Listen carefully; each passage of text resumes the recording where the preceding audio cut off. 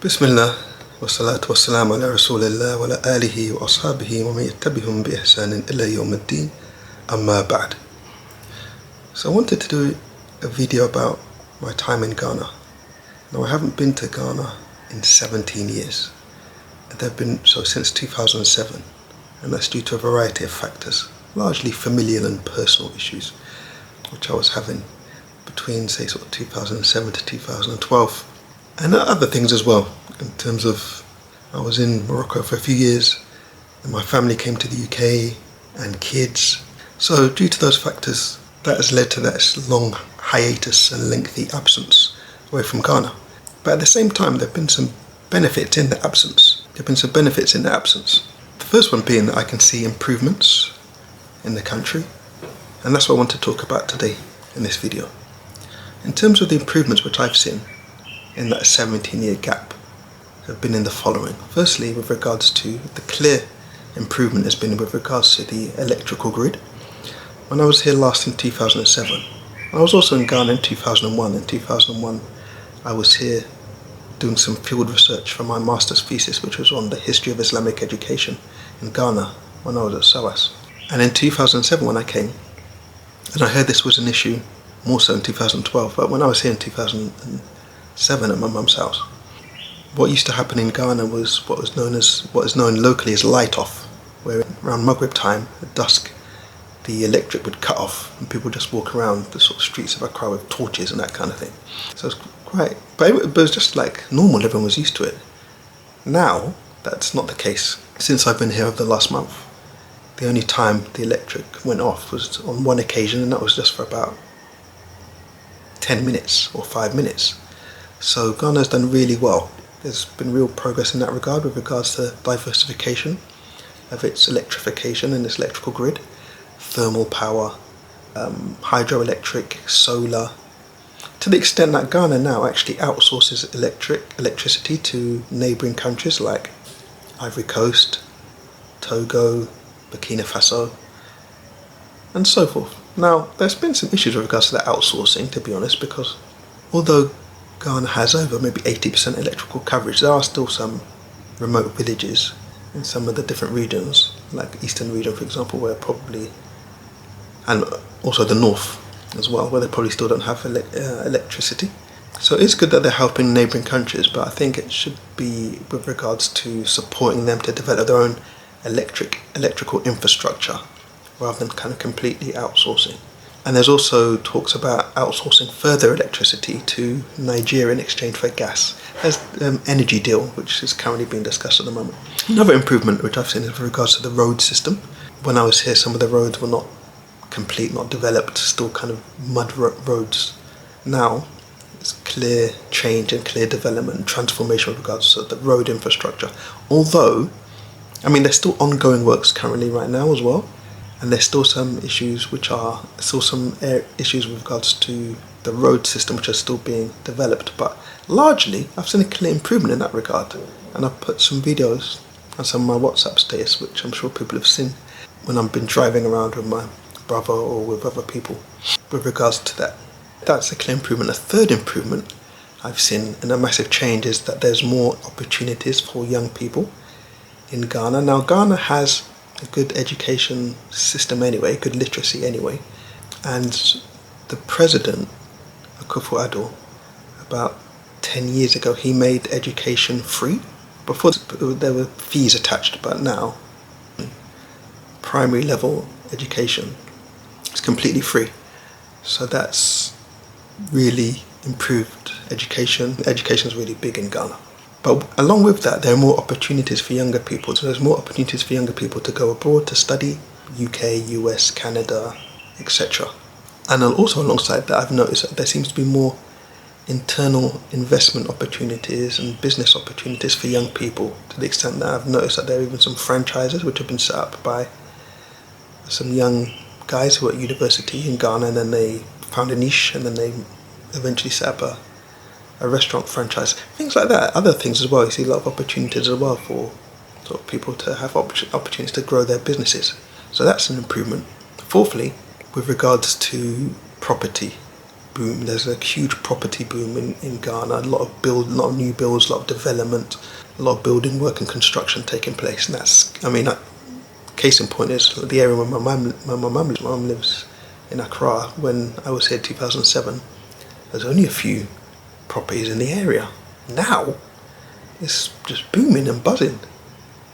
New developments, new builds, people coming in from other, as I said, from other returnees from Canada, US, UK, building properties, building rentals.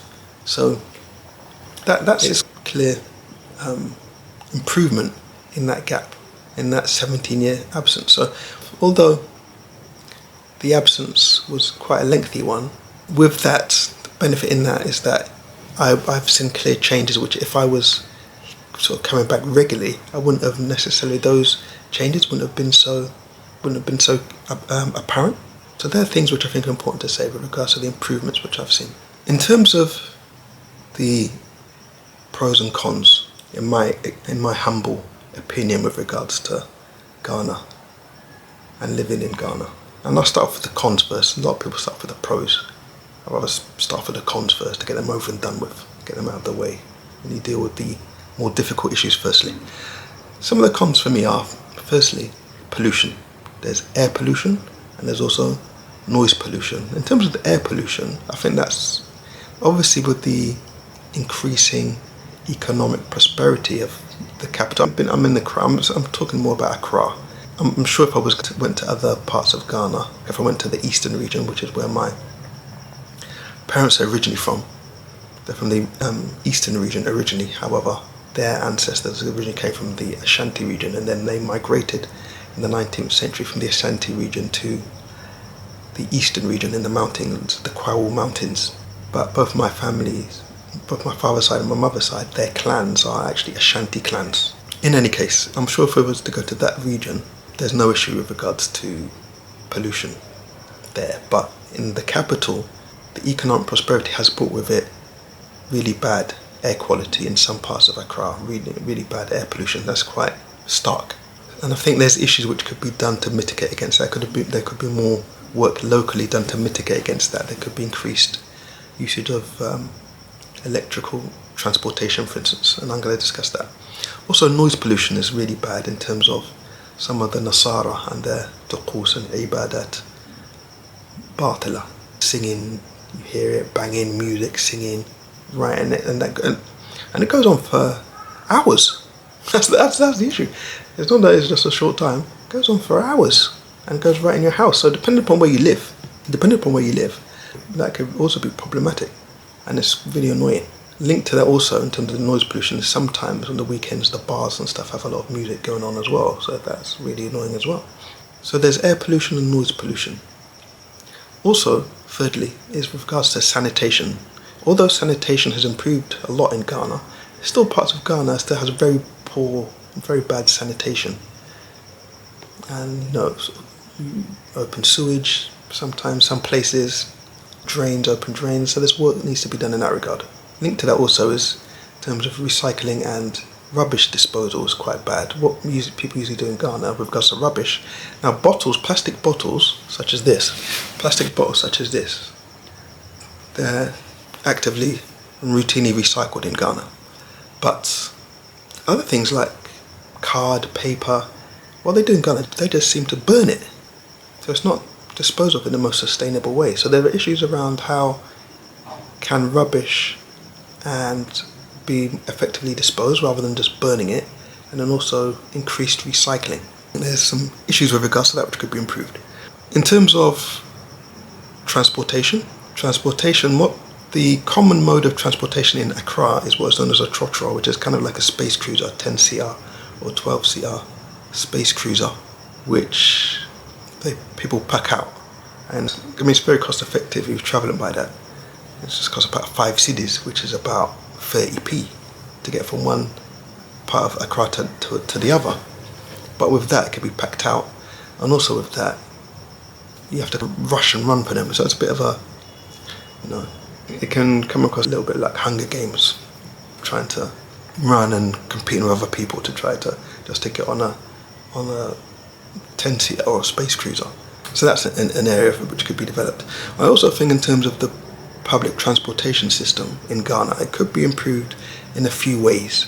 I think that if there was scope for a more sustainable electric mode of transportation, like electric buses, which are more sustainable and more ethical and more environmentally friendly, that would be a start.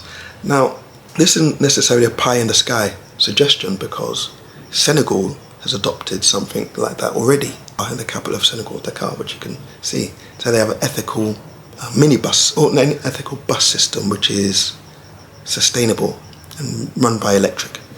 In terms of the positives, there are many positives in my view living in Ghana. Firstly, for me, obviously, it's my country of origin. So I've got massive extended family here. So I've got roots here.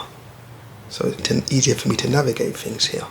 And with that as well, with the familial connections, extended family connections as well. And linked to that is that 2 members of my family, 2 young guys from my family, they're actually my cousin's children. So one son of one of my cousins and another son, one of my female cousins, and a son of one of my male cousins, each of them became Muslim. So that's really important to me. It's really important from the perspective of I'd never met these 2 family members. I've never met them before. I probably met them when they were young, but other than that, with regards to Islam, I've never spoken to them about Islam over the course of the 30 years since I've been Muslim. I never spoke to them about Islam. I've never gave them direct dawah. So through their own journeys in life, they become Muslim. And I found out about this only about 2-3 years ago, so that's something which I think is quite amazing.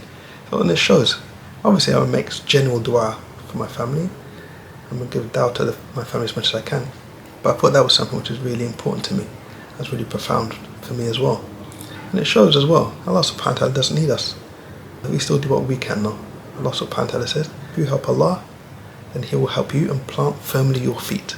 Also, it's my country of origin, so for me, when I go out in Ghana and I see things like the progress and development and the changes, it makes you feel kind of, it gives you a certain degree of sort of self-respect and self-honour, not in a mutakabbir or muta'adrif way, but in a way that I love the virtues of your Lord there and speak about it. So, in that regard, it's positive to see that, because obviously, being brought up in the West and in Europe, we're often always told about how Africa and the global South generally, so Asian countries, Middle East countries, are kind of hellholes and terrible and that kind of thing. When you're actually here in Africa, in a country which is making a lot of development and progress, although yes, still shortcomings here and there, as I've said, it's still good and very, it's good and heartwarming to see things like that. Another benefit living here is the education system is good education system. Ghanaians take education very seriously here. Another positive living here are that things like sort of water, electric, for us being from Europe, is very cheap. But the main positive I want to speak about is with regards to me living here me being here as a Muslim as well. The Muslim population in Ghana stands at about, there was a census figures put it at about 20% in 2021. It's probably around 25%. Some would probably venture to say 30%. But Islam here is very strong. The Muslim community is very established, particularly in Accra, in particular areas of Accra like Nima and Mamobi. And there are some students of knowledge and mashaykh who studied at, like, for instance, Jamia Islamiyah in the 1980s and 90s, who I know very well, like Sheikh Mohammed bin Zakaria bin Suleiman Adu in Accra. He's from Markaz Ahlus Sunnah in Accra, in the Nima area. And also in the city of Kumasi in the Ashanti region, there are other mashaykh and tulab al-ilm there, like for instance Muhammad Saleh, who and they also have like there's also like an Islamic school there, and they're very active as well. And in Accra also there's a charity organisation called Jamiat al-Huda, which I've known for since 2001, and they do a lot of charitable work with the Muslim community up and down Ghana, actually, in fact, and it's led by Sheikh Jibril Amial. So they're very active, and these are all mashaykh of the Sunnah who I've mentioned. who graduated from Jamia Islamiyah, and they're mutamakini in their respective areas and very active as well. Allah yahfadhum. Where my mum's house is as well, there's a new masjid as well, and we can hear the adhan from the house. We can hear the adhan for Fajr. It's a new build. It was built by a wealthy Ghanaian Muslim who also built next to the masjid a 3-story restaurant. It's completely new. I mean, the quality of the masjid is probably better than some of the masajid we've got in London, in fact. The wudu area, how the masjid is kept. Things like that are really positive, I think, as well. But opportunities even for Islamic learning here as well. That masjid. My son and myself have been there repeatedly since we've been here. We go there, we do muraja there. I go through some tajweed with him, some Arabic with him. My son loves it. So things like that I think are really positive as well about being in Ghana. And there are even other people who came from like New York and stuff like that. When I was here last time in 2007, there was a brother from New York who was actually I met him in Mamobi, and he was studying at the Islamic Research Center there with Sheikh Suleiman and the other Mashaykh there, and he actually benefited and studied there. And then I think he's in Riyadh now. I think he got Jamiat al-Imam or one of the universities in Riyadh. Sheikh Suleiman told me recently. So we can benefit here, even Islamically and deen-wise here as well. Muslims, as I said, even though Muslims are a minority, they're very established and very respected here in Ghana. And they've got a fair degree of autonomy and freedom. But yet with that sort of freedom means that you're going to have to tolerate other tuqus of the Nasara particularly, and that can be really annoying because, as I said, it's just some of the music and singing, it just goes on for hours. And that's mubalagha. Because our Lord is not asam. They're not calling upon our Lord who is... Our Lord is not... who cannot hear. Allah can hear. There's no need to be shouting and ranting and raving in your ibadah. That's not the way that we worship Allah subhanahu wa ta'ala. So these are some initial reflections which I thought would be important to mention, and I'll mention some more subsequently. Subhanaka Allahumma wa bihamdika ashhadu an la ilaha illa anta astaghfiruka wa atubu ilayk. Barakallahu fikum.